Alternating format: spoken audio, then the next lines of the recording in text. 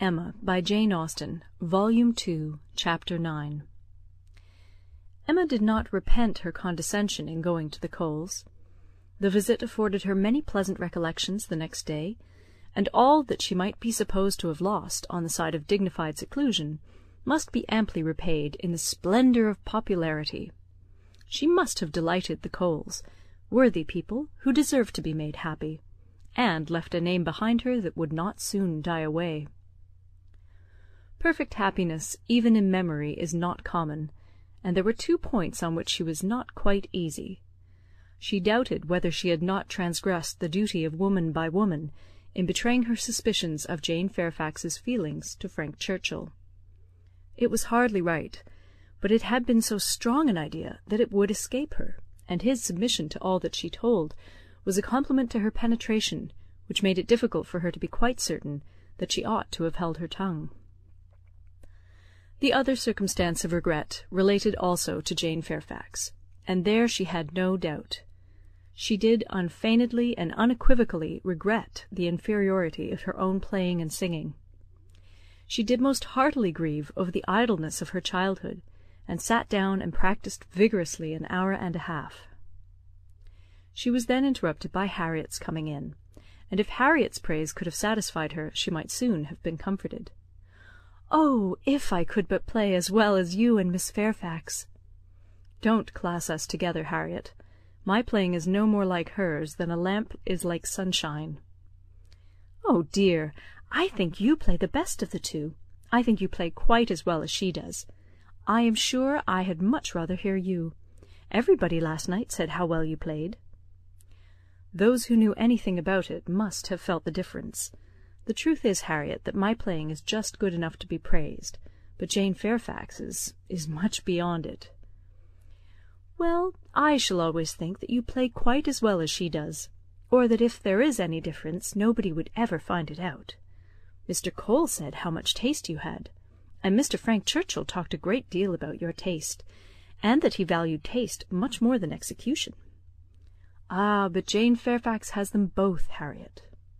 "Are you sure? I saw she had execution, but I did not know she had any taste. Nobody talked about it. And I hate Italian singing.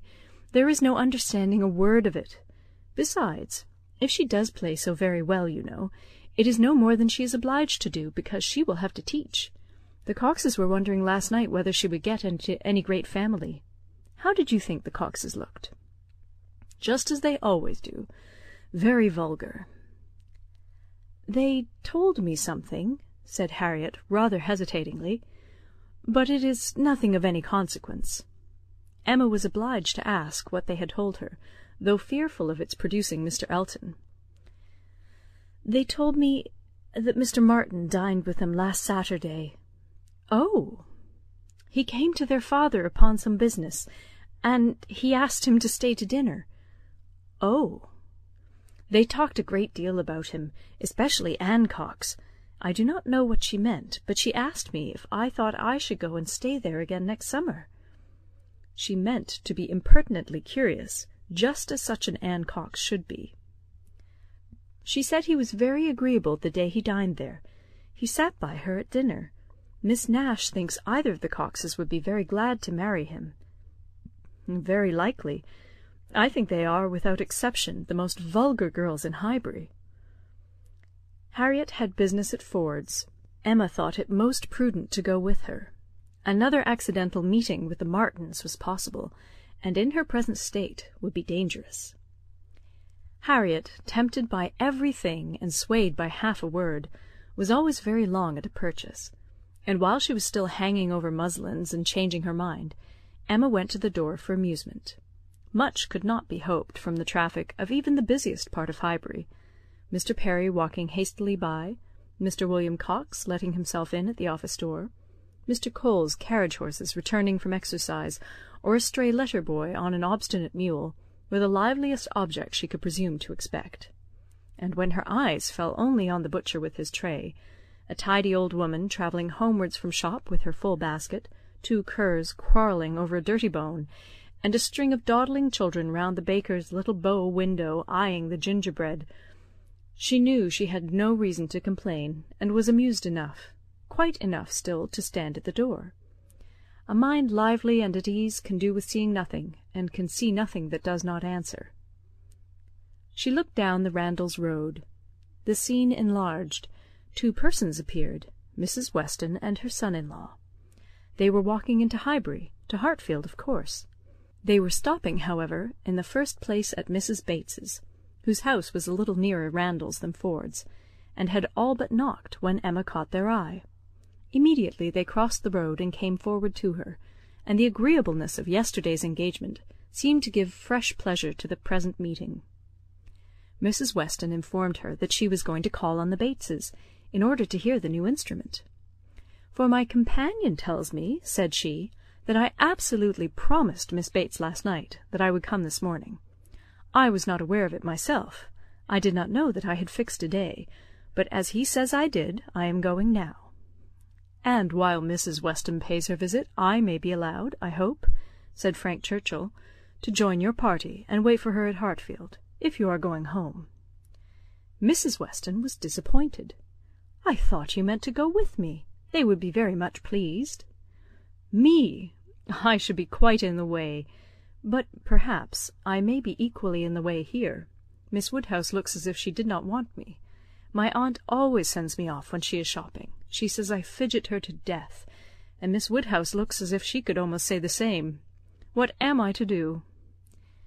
"I am here on no business of my own," said Emma.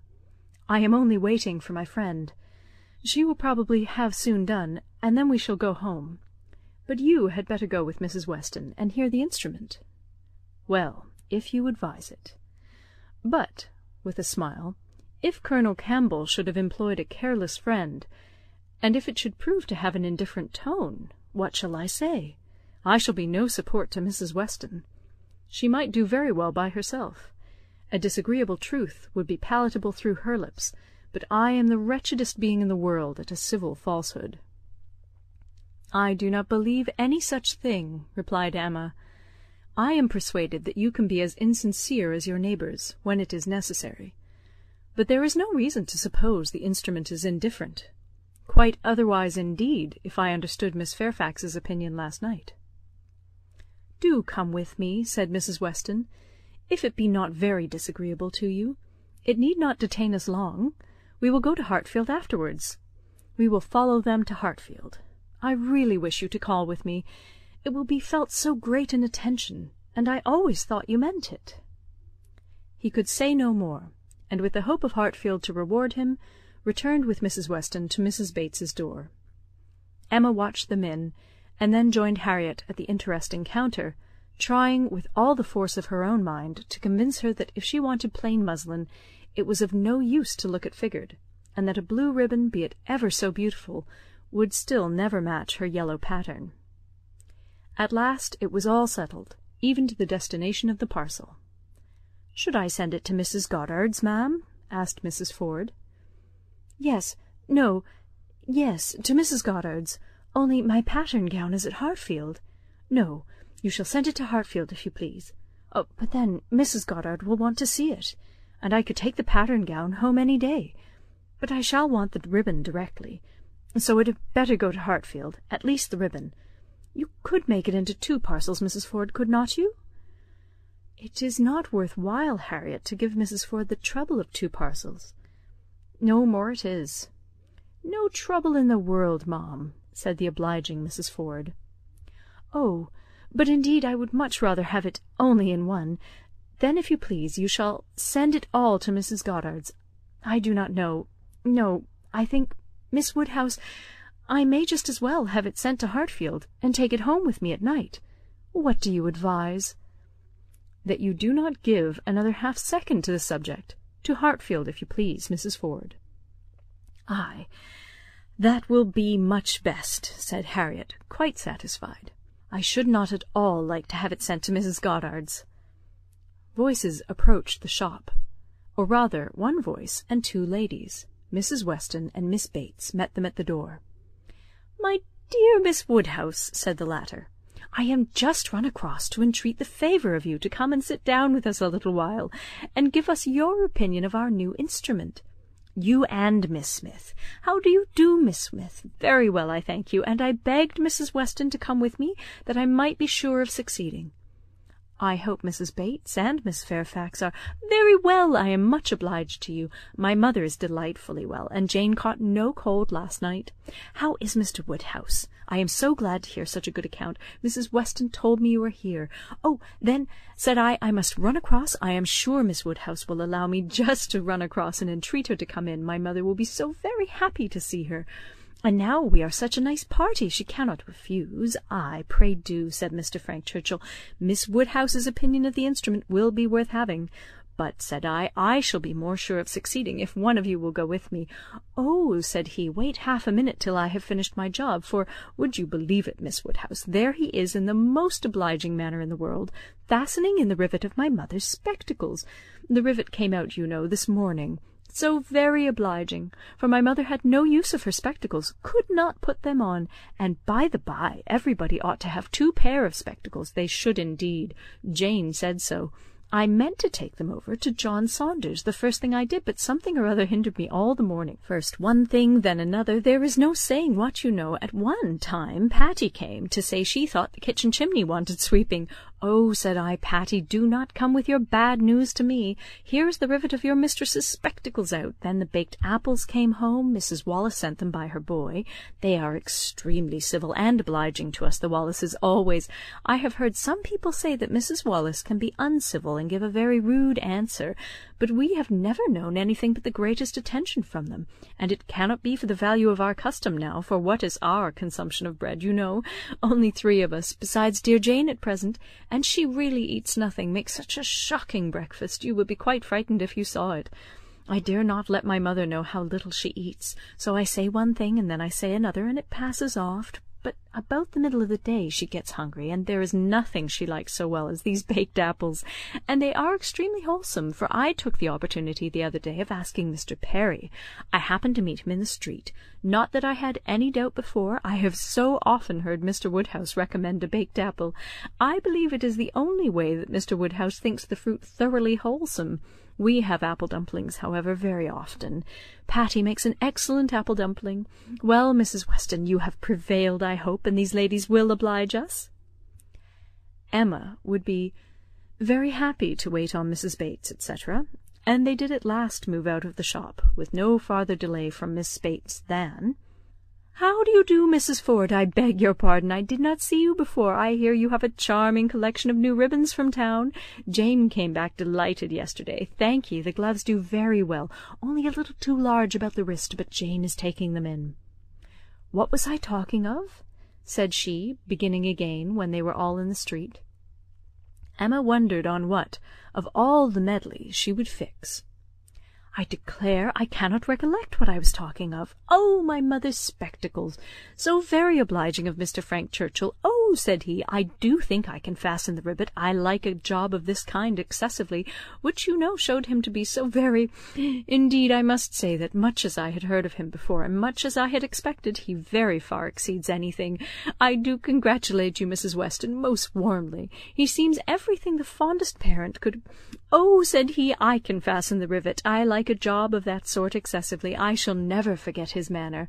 And when I brought out the baked apples from the closet, and hoped our friends would be so very obliging as to take some, oh, said he directly, there is nothing in the way of fruit half so good, and these are the finest-looking home-baked apples I ever saw in my life. That, you know, was so very. And I am sure by his manner it was no compliment. Indeed, they are very delightful apples, and Mrs. Wallace does them full justice. Only we do not have them baked more than twice, and Mr. Woodhouse made us promise to have them done 3 times. But Miss Woodhouse will be so good as not to mention it. The apples themselves are the very finest sort for baking, beyond a doubt, all from Donwell, some of Mr. Knightley's most liberal supply. He sends us a sack every year, and certainly there was never such a keeping apple anywhere as one of his trees. I believe there is 2 of them. My mother says the orchard was always famous in her younger days, but I was really quite shocked the other day, for Mr. Knightley called one morning, and Jane was eating these apples, and we talked about them and said how much she enjoyed them, and he asked whether we were not to go to the end of our stock. I am sure you must be, said he, and I will send you another supply, for I have a great many more than I can ever use. William Larkins let me keep a larger quantity than usual this year. I will send you some more before they get good for nothing. So I begged he would not, for really, as to ours being gone, I could not absolutely say that we had a great many left. It was but half a dozen, indeed, but they should all be kept for Jane, and I could not at all bear that he should be sending us more, so liberal as he had been already, and Jane said the same. And when he was gone, she almost quarrelled with me. No, I should not say quarrelled, for we never had a quarrel in our lives, but she was quite distressed that I had owned the apples were so nearly gone. She wished I had made him believe we had a great many left. "Oh," said I, "my dear, I did say as much as I could." However, the very same evening William Larkins came over with a large basket of apples, the same sort of apples, a bushel at least, and I was very much obliged, and went down and spoke to William Larkins, and said everything, as you may suppose. William Larkins is such an old acquaintance, I am always glad to see him. But, however, I found afterwards from Patty that William said it was all the apples of that sort his master had. He had brought them all, and now his master had not one left to bake or boil. William did not seem to mind it himself. He was so pleased to think that his master had sold so many. For William, you know, thinks more of his master's profit than anything, but Mrs. Hodges, he said, was quite displeased at their being all sent away. She could not bear that her master should not be able to have another apple-tart this spring.